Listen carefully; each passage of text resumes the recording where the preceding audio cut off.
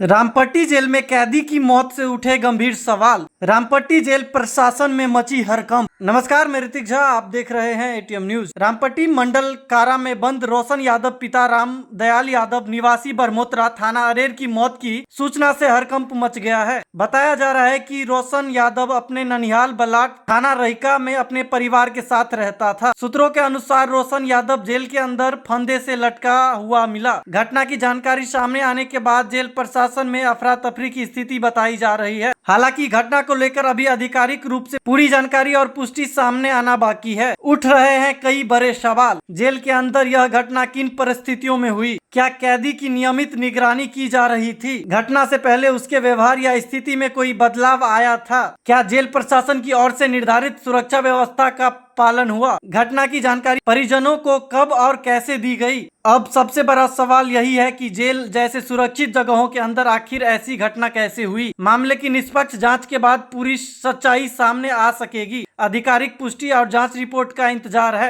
आप बने रहे एटीएम न्यूज के साथ, आपको इस मामले में पूरी जानकारी साझा करने का प्रयास करेगी।